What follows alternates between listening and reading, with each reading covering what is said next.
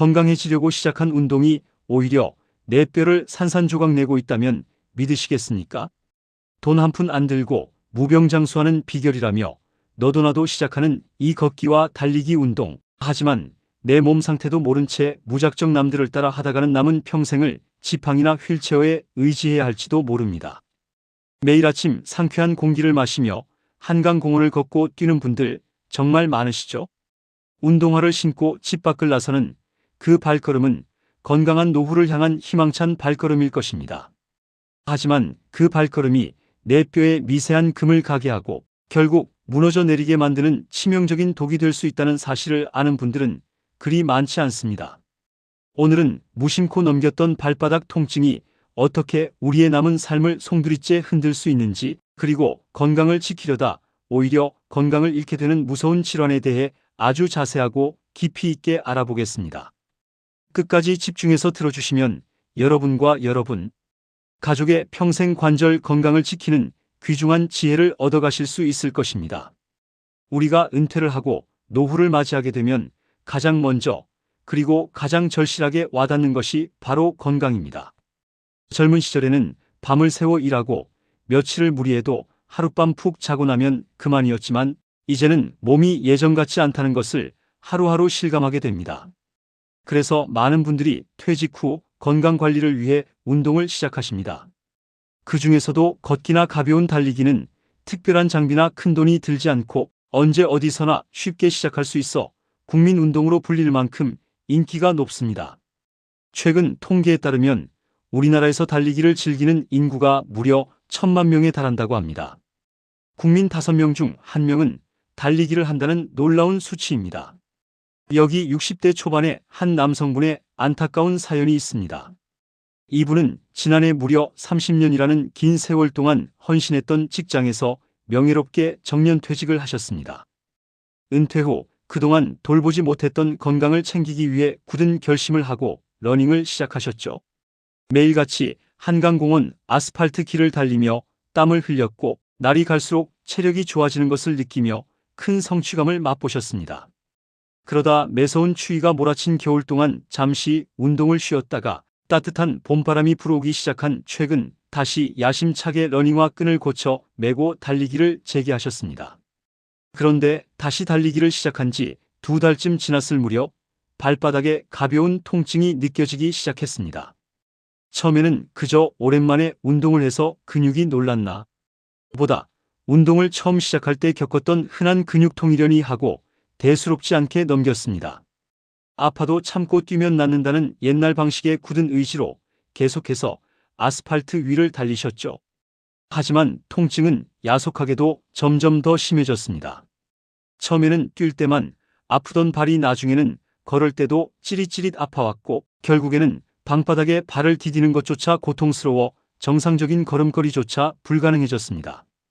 심각성을 깨닫고 뒤늦게 병원을 찾은 이분에게 의사가 건넨 진단명은 충격적이게도 피로골절이었습니다. 건강해지려고 뛴 달리기가 뼈를 부러뜨린 것입니다. 여러분, 피로골절이라는 말을 들어보셨습니까?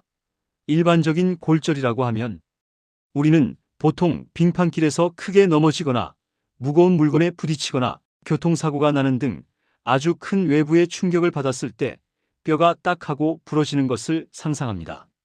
하지만 피로골절은 전혀 다릅니다. 눈에 띄는 큰 사고나 외상이 없는데도 뼈에 병이 생기는 것입니다. 철사를 상상해 보십시오. 두꺼운 철사를 한 번에 끊으려면 엄청난 힘이 필요하지만 위아래로 계속해서 반복적으로 구부렸다 폈다를 반복하면 어느 순간 철사가 열을 받으면서 툭 하고 끊어지고 맙니다. 피로골절이 바로 이와 똑같은 원리입니다. 우리 몸의 뼈도 마찬가지입니다. 단단해 보이지만 계속해서 미세한 충격이 반복적으로 가해지면 뼈에 피로가 쌓이게 됩니다. 뼈도 살아있는 조직이기 때문에 충격을 받으면 스스로 미세하게 금이 갔다가 다시 회복하는 과정을 거칩니다. 하지만 회복할 시간을 주지 않고 매일같이 딱딱한 바닥을 쿵쿵 내리찍으며 걷거나 뛰면 뼈가 회복하는 속도보다 파괴되는 속도가 더 빨라지게 됩니다. 결국 뼈에 미세한 실금이 가기 시작하고 이것이 누적되면 뼈가 완전히 부러지지 않더라도 극심한 통증을 유발하는 불충분, 골절 혹은 부전골절이라고 불리는 피로골절 상태가 되는 것입니다. 그렇다면 왜 이런 무서운 피로골절이 중장년층, 노년층에게 더 치명적이고 자주 발생하는 것일까요? 그 해답은 바로 뼈의 노화와 골다공증에 있습니다. 나이가 들면 우리의 뼈는 자연스럽게 뼈의 밀도가 약해지고 구멍이 숭숭 뚫리는 골다공증이나 골감소증이 오기 쉽습니다. 특히 여성분들의 경우 폐경기가 지나면 여성 호르몬이 급격히 감소하면서 뼈가 눈에 띄게 약해집니다. 남성분들도 안심할 수 없습니다. 60대가 넘어가면 남성 역시 골밀도가 서서히 떨어지기 시작합니다. 이렇게 기초 공사가 부실해진 뼈의 젊은 시절 생각만 하고 무리하게 충격을 가하면 뼈는 그 하중을 견디지 못하고 쉽게 금이 가버리고 마는 것입니다. 우리가 주로 운동을 하는 장소의 환경도 매우 중요합니다. 아파트 주변의 산책로나 한강공원, 도심의 길가 등은 대부분 아스팔트나 콘크리트로 포장되어 있습니다. 흙길이나 잔디밭과는 달리 이런 딱딱한 바닥은 발이 땅에 닿을 때 발생하는 엄청난 충격을 전혀 흡수해주지 못합니다. 그 충격은 고스란히 우리의 발바닥, 발 뒤꿈치, 발목, 정강이뼈, 그리고 무릎을 타고 척추까지 올라옵니다. 자동차로 치면 충격을 흡수하는 쇼크 옵소버가 고장난 채로 비포장도로를 달리는 것과 같습니다. 게다가 사람마다 발의 모양이 다릅니다. 발바닥이 평평한 평발이거나 반대로 발바닥 아치가 너무 높게 솟아있는 요족인 분들은 발 구조 자체가 바닥의 충격을 제대로 분산시키지 못합니다. 이런 분들이 쿠션도 없는 딱딱한 신발을 신고 콘크리트 바닥을 매일 10,000보, 20,000보씩 걷거나 뛰게 되면 피로골절이 올 확률은 기하급수적으로 높아집니다. 우리 몸에서 체중을 가장 많이 지탱하는 부위인 발의 중족골, 발 뒤꿈치의 종골, 정강이뼈 등에 지속적인 망치질을 하는 것과 다를 바 없습니다. 피로골절이 정말 무서운 이유는 바로 초기 증상이 매우 교묘하다는 데 있습니다. 처음에는 운동을 할 때, 즉 걷거나 뛸 때만 약간 뻐근하고 불편한 느낌이 듭니다. 운동을 멈추고 집에 돌아와 푹 쉬면 통증이 귀신같이 사라집니다. 그래서 대부분의 사람들이 단순한 근육통이나 피로 물질이 쌓인 것으로 착각하고 파스를 붙이거나 온찜질을 하면서 스스로를 위로합니다. 내일은 괜찮아지겠지 하며 또다시 밖을 나가 딱딱한 바닥을 딛습니다. 하지만 이것은 뼈가 살려달라고 보내는 첫 번째 경고 신호입니다. 이 신호를 무시하고 계속해서 뼈를 괴롭히면 나중에는 운동을 하지 않고 가만히 누워 있거나 소파에 앉아 쉴 때도 통증이 지속됩니다. 발이 붓고 누르면 자지러지게 아픈 압통이 생깁니다. 이때는 이미 뼈에 깊은 실금이 가서 걷기조차 힘든 상태가 된 것입니다. 정형외과 전문의들은 입을 모아 경고합니다. 단순한 근육통으로 오인하고 피로골절을 방치하면 눈에 보이지 않던 미세한 실금이 쩍 갈라지면서 뼈가 완전히 어긋나는 완전골절로 악화될 수 있다고 말입니다. 완전골절이 되면 간단한 치료로 끝날 일이 복잡한 수술로 이어지고 길게는 반년 이상 침대에 누워 지내야 할 수도 있습니다. 근육이 다 빠지고 관절이 굳어버리면 다시 예전처럼 걷고 뛰는 일상으로 돌아가는 것은 상상할 수 없을 만큼 힘든 고통의 시간이 됩니다. 그렇기 때문에 아주 경미한 통증이라도 평소와 다른 발이나 다리의 뻐근함이 며칠 이상 지속된다면 절대 운동을 강행하지 말고 당장 병원을 찾아 진단을 받아야만 회복이 늦어지거나 평생 낫지 않는 만성 통증으로 가는 끔찍한 결과를 막을 수 있습니다. 병원에 가면 피로골절은 어떻게 진단하고 치료할까요? 사실 피로골절 초기에는 엑스레이를 찍어도 아무런 이상이 발견되지 않는 경우가 허다합니다. 뼈에 생긴 미세한 실금은 일반 엑스레이 사진으로는 뼈에 가려져 잘 보이지 않기 때문입니다. 그래서 환자는 분명 아파 죽겠다고 하는데 의사는 엑스레이상 뼈에 이상이 없으니 물리치료나 받고 가라고 하는 안타까운 상황이 발생하기도 합니다. 통증이 계속된다면 반드시 MRI, 즉 자기 공명 영상 검사를 받아보셔야 합니다. MRI는 뼈 내부의 상태를 아주 정밀하게 보여주기 때문에 미세한 골절선은 물론이고 뼈 주변에 염증이 생겨 물이 찬 골수 부종이나 골 손상 여부를 정확하게 짚어낼 수 있습니다. 피로골절의 치료에서 가장 중요하고 또 가장 어려운 핵심은 바로 휴식입니다. 부러진 뼈를 붙게 하려면 그 부위를 쓰지 말아야 합니다. 다리에 가해지는 충격을 완벽하게 차단하고 뼈가 스스로 세포를 재생하여 금이 간 곳을 메울 수 있도록 절대적인 시간을 주어야 합니다. 증상이 가벼운 초기라면 운동을 완전히 중단하고 푹 쉬는 것만으로도 호전될 수 있지만 통증이 심하고 골절이 진행된 상태라면 석고 고정술, 즉 깁스를 해야 합니다. 깁스를 통해 발이나 다리를 꼼짝 못하게 묶어두어 뼈가 새로 만들어지는 골 형성과 낡은 뼈가 사라지는 골 흡수 과정이 정상적인 균형을 되찾도록 돕는 것입니다. 과거에는 답답하고 무거운 하얀색 석고붕대 깁스를 해서 여름이면 땀띠가 나고 가려워도 긁지도 못하고 씻지 못해 악취가 나는 등 환자분들의 고생이 이만저만이 아니었습니다.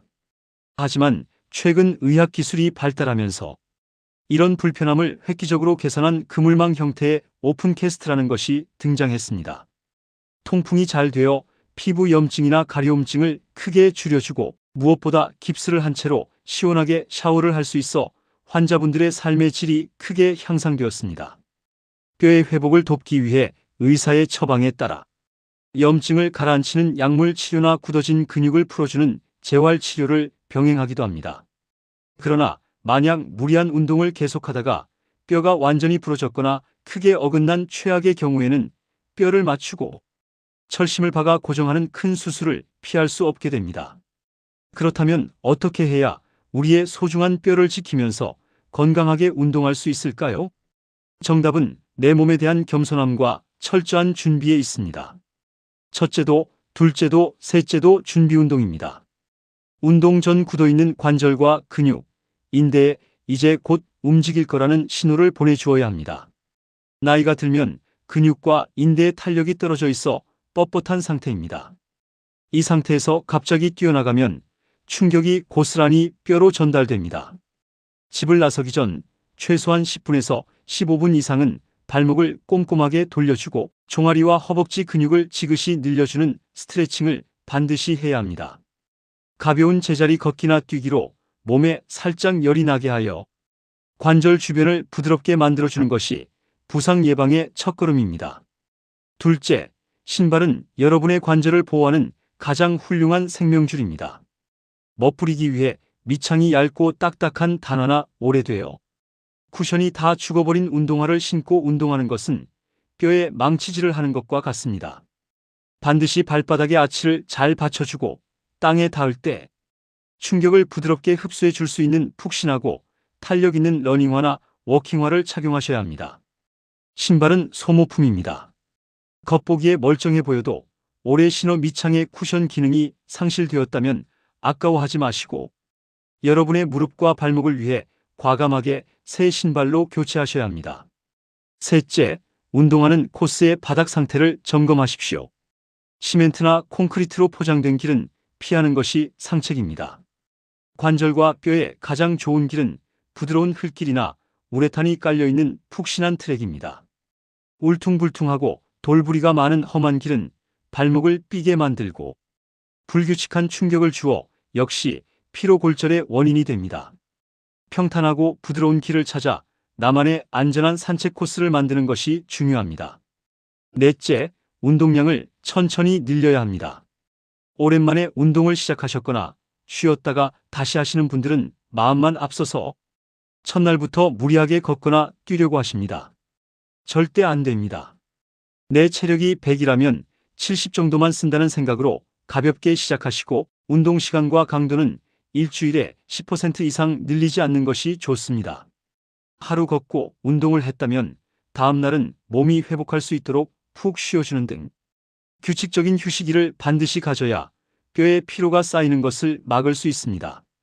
마지막으로 무엇보다 중요한 것은 내 뼈의 상태를 정확히 아는 것입니다. 앞서 말씀드린 전문의의 조언처럼 운동으로 땀을 흘리는 것도 좋지만 그것이 무리한 노동이 되어 내 뼈를 깎아먹는 행위가 되어서는 절대 안 됩니다.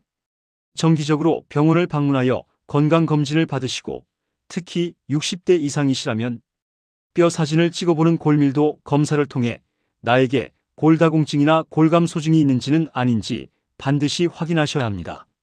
내 관절과 뼈의 상태에 맞는 안전한 운동법을 처방받아 실천하는 것이 100세 시대에 진정으로 건강을 지키는 가장 지혜로운 방법입니다.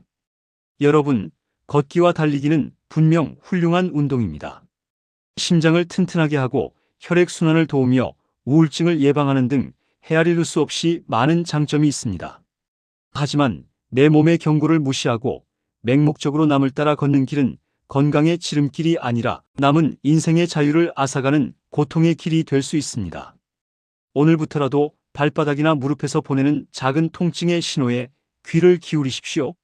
아프면 즉시 멈추고 쉬어야 합니다. 부드러운 길을 골라 푹신한 신발을 신고 콧노래를 부르며 여유롭게 걷는 산책, 그것이 바로 여러분의 뼈도 살리고 마음도 살리는 진짜 운동입니다. 오늘 전해드린 내용이 여러분과 여러분 가족의 관절 건강을 지키는데 큰 도움이 되기를 진심으로 바랍니다. 평생 두 다리로 튼튼하게 세상을 누비실 여러분의 건강하고 활기찬 노후를 응원합니다.